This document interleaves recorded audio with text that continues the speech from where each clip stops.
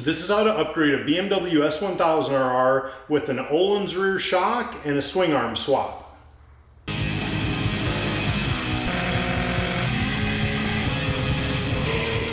There's the screw. I put a little grease on it, and I'm going to start threading that in and get this one mounted.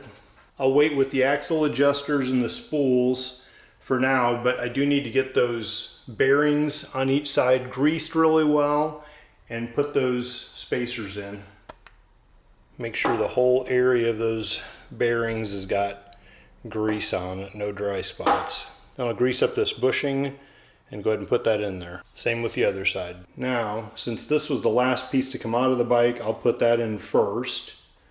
And the markings were on the top.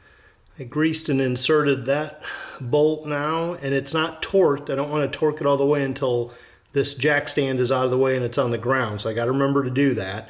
But it's in place, which means my link is holding steady now. I've installed that chain guard. There are 3 fasteners all slotted, so put them all on loose first and make sure all your fit and everything is good. Time to put this link on. Make sure you've got it right. It's easy to mess up. It should be sort of vertical this way, and then this is where that link goes that we just installed, and this is what connects to the shock. I'm just putting these bolts around the linkages in snug but not torqued, so I'll go back and torque all of them once it's in place. It'll be easier to get a grip. Now's the fun part.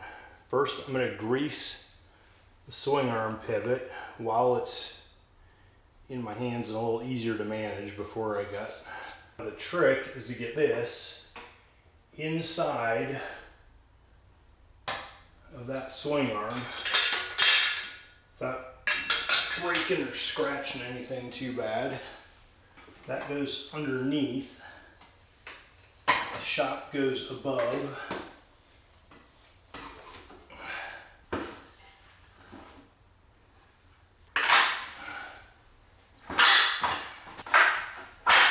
Those here, that one there. I'm going to start the fastener that goes through the bottom of the shock. Start those threads. Now before I put this one in place, I'm going to tighten these two so that I've got those done. That one's done already.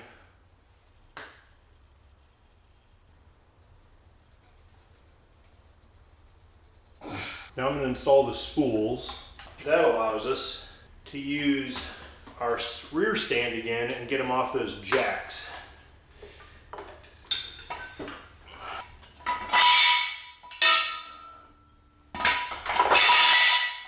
I need to run the chain through the gap in the swing arm and install the new master link now. Here's the new master link. I'm just making sure that it's the same chain. You don't want to put a weak master link on a solid chain or something by accident. There's the 4 O-rings. Take the grease, you grease the pins, and we want to grease the O-rings really well. Greased, put one on there. Grease the other one, put it on there. Make sure that we clean the existing chain. There's our back side of the master link, and they seem to like the text on the plate facing with the top to the middle,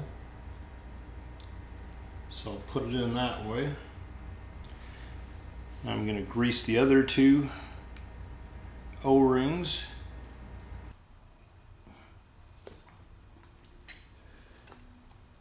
I'm going to make sure the pin's starting to come through the plate and centered between there so it's not blocking it.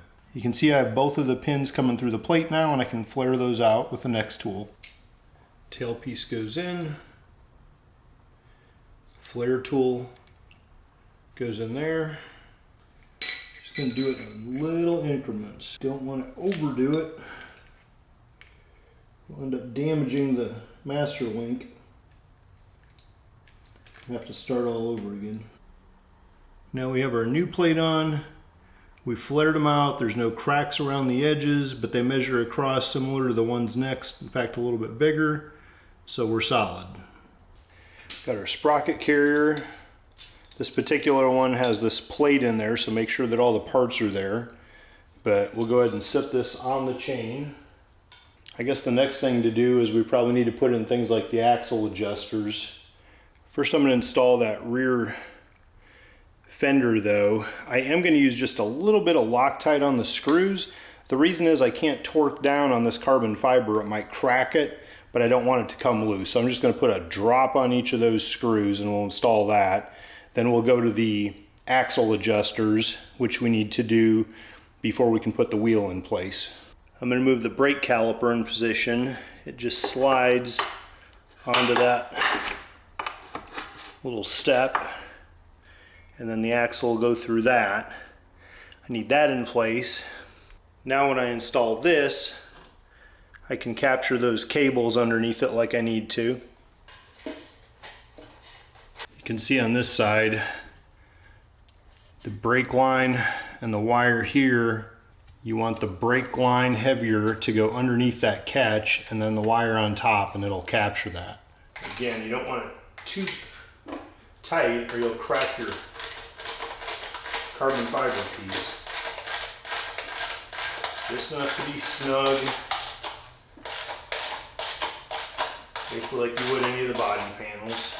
Make sure your bolts don't bottom out, because if it vibrates it's going to crack and break too probably. Snug but not too much. So that's solid. Cable's routed through it correctly. Now we want to put in the axle adjusters. You want to use some anti-seize on the axle adjusters. They have jam nuts, so you're not worried about coming loose. You just want to make sure that they don't bind up in there somehow. You don't ever want to get the threads crossed on these. Back the jam nuts back off so we can get it in easy. Now we just spin them in. Probably don't need to get in that far, but make it easier to get the axle and wheel in there. Now for the wheel and the axle. There's my ramp to get it to height. Wheel is coming in. Slipping past the caliper.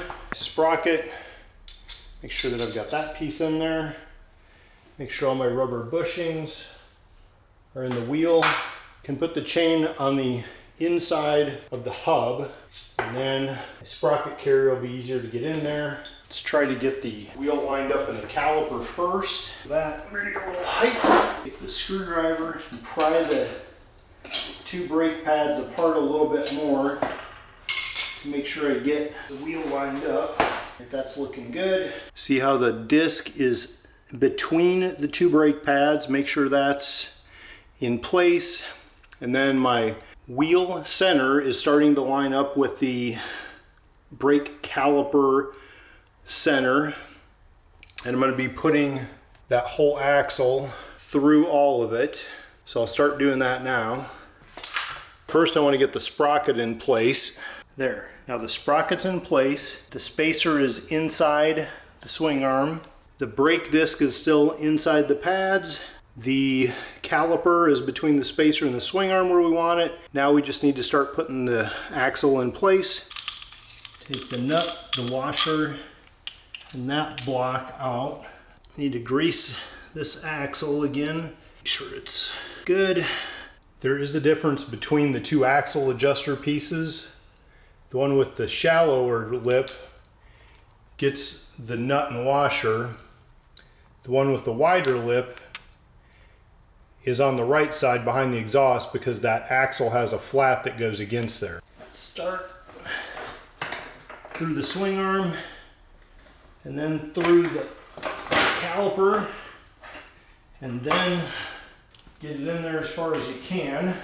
Now we can see that it's running a little bit low on this side, so we lift it up a little bit, shove it through. Now we see that we have this coming out this side. So now we can insert the block here and then put our nut and washer on. Now that the axle is through, we want to get the chain around the sprocket where it belongs. So we'll just start it here, rotate it. Looks like we need to move forward. Let's try. All right, I guess I should have done that first. Pull the axle back out a little bit.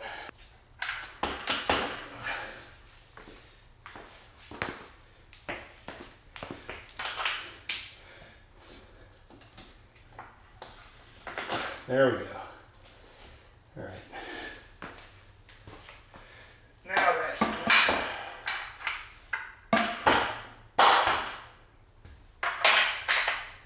There's your block.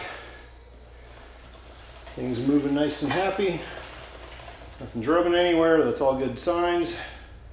Put the washer and the nut, the flat side back against it. Just get it close for now while we adjust the axle. While you're doing this, don't be lazy. Scrub the parts, make sure they're clean before you reassemble them while you have the chance. Even things like the chain guard, get all the grease out of there. Just makes it look a lot better, and it's good mechanically too. This one's slotted, so I'm going to put it in loose first. This particular one is an aftermarket metal one, is required for some of the race events, versus the old plastic one. Requires a washer on the inside. And this is a hole, so I can tighten this one down. Got it snug. Now this one will find its home in the slot. It's nice and rigid. Now we want to adjust our chain. That's clearly too loose. So we'll start backing up the... It's always easier to start on the chain side, because as you move this point back, it's having a direct effect on the chain tension, versus the other side, it might be just going a little bit crooked in the frame. Start getting it close. All right. Now what I'm going to do, take a measurement between the block and this block. I'm going to go to the other side and get that in the same place.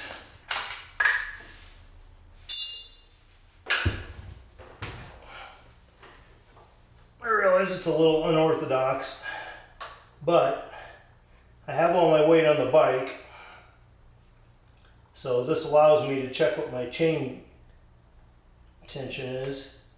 And it looks like it's a little bit tight. Need to loosen it up a little bit. There we go. Middle of the range, just where we want it. So I'm going to tighten this side down. Carry that over to the other side and make it match. Now that the axle adjusters are in place and they're measured exactly across the two sides, if I need to adjust it in the future, I can just count how many turns or flats as I'm going without having to measure it. The BMW actually has little notches or graduations behind here, if you remember, from the swing arm. And so when you get further back into the frame, you can see I've got all this room, which means I can go to smaller sprockets and the axle can move further back to still keep a tight chain. But if I try to go to a bigger sprocket, I don't have much room and I may have to modify the chain length. Now as I'm tightening this, I also want to continue to watch the other side and make sure that that axle block is all the way up against that adjuster screw. Now, make sure the block is up against the screws on both sides. We start tightening it. Get out the torque wrench. There we go. Shifter's back on. Just torqued that bolt that went through that lower linkage. Now to put the plastic back on. Next is this one. Got the torque wrench ready to torque first the internal shaft. Now I have the tool I kind of modified for that castle nut. So I'm going to torque that next. Okay, those are both torqued. This side's done. That final nut is torqued as well, so everything's tight and ready to ride. Subscribe to my YouTube channel if you want to learn more about how to enjoy amazing machines like this.